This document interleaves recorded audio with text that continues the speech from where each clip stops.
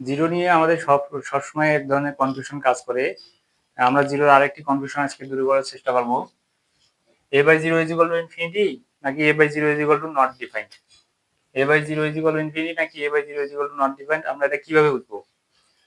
আমরা সচরাচর কোনো ভাগ করার সময় যদি আমাদের নিচে যদি জিরো চলে আসে তাহলে আমরা এটাকে কি দেখি? ডিরেক্ট ইনফিনিটি লিখে দিই। কিন্তু আসলে কি আমরা ঠিক লিখি? না, এটাকে আমরা ঠিক লিখি না। কি হয়? a by 0 is equal to হচ্ছে not defined। কিভাবে হয় আমরা এটা এখন বুঝবো। 6 একটি সংখ্যাকে যদি আমরা 3 দ্বারা ভাগ দেই তাহলে হচ্ছে আমরা ভাগফল পেয়েছি 2। এই ভাগফলের অর্থ কি? এই ভাগফলটির অর্থ হচ্ছে 3 কে আমরা কয়বার যোগ করলে 6 পাবো? 3 কে আমরা ঠিক 2 বার যোগ করলে হচ্ছে 6 পাবো। এই উপরের সংখ্যাটি পাবো। এই একইভাবে 10/5 is equal to 2। এই ভাগফলের অর্থ কি? এই ভাগফলটির অর্থ হচ্ছে 5 কে আমরা কতবার যোগ করলে 10 পাবো? 5 কে যদি আমরা 2 বার যোগ করি তাহলে হচ্ছে আমরা 10 পাবো। তাহলে 5 + 5 is equal 10। এই উপরের সংখ্যাটি পাবো। কিন্তু আমি যখন যদি এখন এভাবে লিখি 1/0, 1/0 is equal কি হবে? তার মানে কি? এই ভাগফলের অর্থ হচ্ছে 0 কে আমরা কতবার যোগ করলে 1 পাবো? 0 কে আসলে কতবার যোগ করলে আমরা 1 পাবো?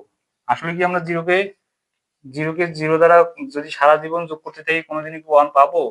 পাবো না। তাহলে আমরা কি লিখতে পারবো? 1/0 is equal to not defined। আমরা 1/0 is equal to infinity লিখি। ঠিক কখন লিখি? যখন আমরা ইন্টারমিডিয়েটে লিমিটের অঙ্ক করতে যাই। লিমিটের অঙ্ক করতে করতে আমাদের যখন হরে যখন 0 চলে আসে তখন আমরা এটাকে 1/0 is equal to infinity লিখি। লিমিট x টেন্ডস টু 0 যদি একটা মান এরকম থাকে এবং কি মান ইনপুট করার পর যদি নিচে 0 আসে তাহলে আমরা এটাকে ইনফিনিটি লিখি। আসলে ইনফিনিটি বলতে এখানে কি বোঝাচ্ছে আর এখানে 0 বলতে কি বোঝাচ্ছে সেটি আমাদেরকে বুঝতে হবে। এখানে 0 বলতে 0 বোঝাচ্ছে না, 0 বলতে 0 এর কাছাকাছি খুব একটা মান বোঝাচ্ছে। আমরা যদি 1 কে 0.1 দ্বারা ভাগ দেই তাহলে এটি পাবো হচ্ছে 10। আবার 1 কে যদি 0.01 দ্বারা ভাগ দেই তাহলে পাবো হচ্ছে 100। 1 কে যদি আবার 0.001 দ্বারা ভাগ দেই তাহলে পাবো হচ্ছে 1000। এরপর 1 কে যদি 0.0001 দ্বারা ভাগ দেই তাহলে পাবো হচ্ছে 10,000। ঠিক একইভাবে 1 কে যদি আমরা 0.000 এভাবে লিখতে লিখতে খুব একদম 0 এর কাছাকাছি একটা মান দিয়ে যদি আমরা ভাগ দেই তাহলে কি পাবো? 1 কে যদি আমরা 0.00 একদম চলতে গিয়ে 0 খুব কাছাকাছি গিয়ে একটা মান দিয়ে যদি ভাগ দেই তাহলে যে ভাগফলটা পাবো সেই ভাগফলটাও কি হবে? একটা বৃহৎ আকারের একটা সংখ্যা হবে, যেটাকে আমরা আসলে ক্যালকুলেটরেও গণনা করতে পারি না। ঠিক এই সংখ্যাটাকে আমরা কি লিখি? এই সংখ্যাটিকে তখন আমরা ইনফিনিটি লিখি। তার মানে হচ্ছে কি? এখানে 1/0, এই 0 মানে কি? 0 নয়।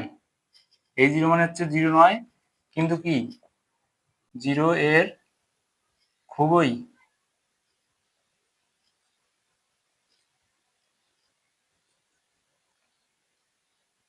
কাছাকাছি একটা মান।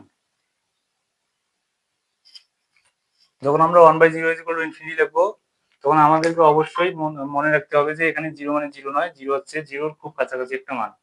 আর যদি আমরা নরমালি কোনো অঙ্ক করতে যাই এবং এবার 0 আসে তখন আমরা সেটাকে নট ডিফাইন্ড লিখি।